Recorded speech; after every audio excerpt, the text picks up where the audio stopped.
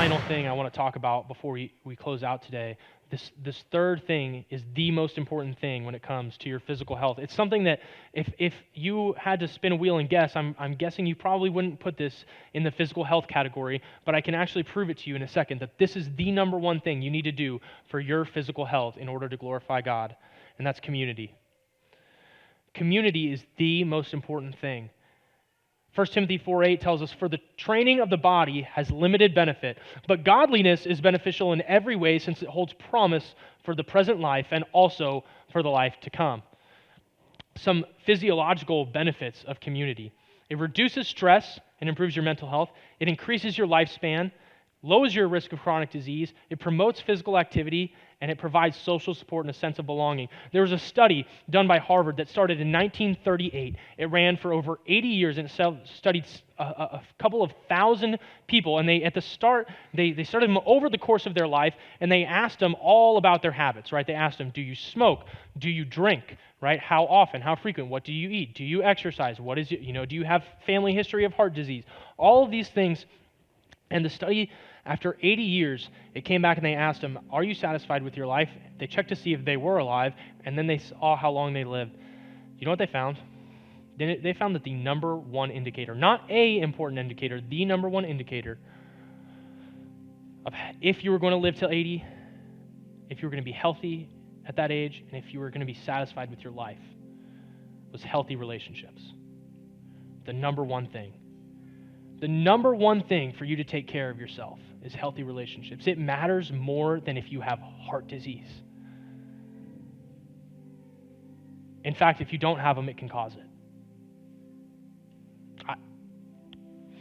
By the way, the church is the community you need to be a part of. It's not just bingo club. Do that if you want.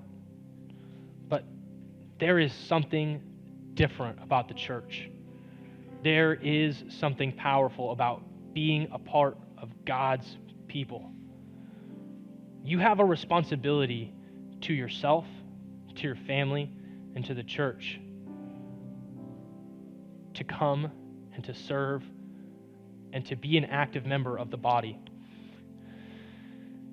Hebrews 10:24 and 25 says, "And let us consider one another in order to provoke love and good works, not neglecting to gather together as some are in the habit of doing, but encouraging each other, and all the more as you see the day approaching." This is God saying, get around my people. Go and be with them. Go and rub shoulders. And also, don't just walk in and walk out. And don't be the church online. We don't do that here. We don't do that here because what we learned is that the church online is not the church of Christ. Right? Because church is not a sitcom, it's not a soap opera, right? It's not a show. You don't get to turn on and turn off church. That is a terrible habit. What you do is you come and you be a part. Come and be a part. We are inviting you. We are eager for you to come and serve and be a part of this church. And you know what? We actually want more for you than we want from you. So as you hear me saying serve, I'm not saying that because we have a desperate need. You know what? We have very faithful people in this church that serve. We're going to be fine here at Vintage Church, but you need to serve because you need it. You need to serve because you need it. You need to be a part of this community because it is how God designed you to live. Be proactive in that. This is how we do it. Some tips. We be proactive. We serve one and we sit one. Our staff serve one and sit one. Our staff serve in our church, right? They serve and sit because they need the word. They need the worship. And they need to serve, right? Join a small group, man. Some of the best friends I've had in my whole life, I'm in touch with. Yeah, whoop, whoop, small groups. Vintage.church/small groups. I mean, really, you're going to grow deep relationships in those small groups. Be around people who really know who you are, right? Come meet us in the guest suite after service. Get connected. Get our app, yeah, right? Stay up to date on what's going on so you can come to events. And then take someone to lunch or coffee. Someone you don't know, someone who knows something that you don't know. Buy them lunch and get wisdom, and that's a good deal. Right? Proverbs tells us to seek wisdom and understanding more than silver and fine gold. Okay? So I think we can seek it above a $5 cup of coffee. If you are trading money for wisdom, you're getting the better end of that deal. I promise. If you're trading time for wisdom, you're getting the better end of that deal.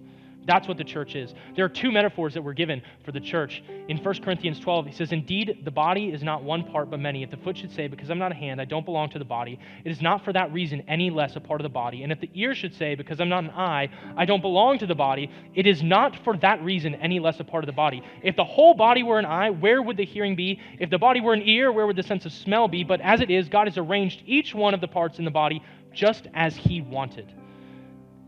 And if they were all the same part, where would the body be? As it is, there are many parts, but one body." You know what that means, church? That means that if you are not serving, if you are not walking in community, if you are not encouraging other believers today, if you are not being open about who you are, if you are not being an active member of the Church of Christ, the local church, you're robbing the body of Christ of a hand or a foot or an eye, or something that I promise you, if you lost it on your body today, you would notice. Not everybody in here is the same part. But I promise, whatever parts you are, if it got cut off today, you would know. Don't rob God of that, and don't rob yourself of it. You will find greater purpose in being a part of this body than you will ever find elsewhere.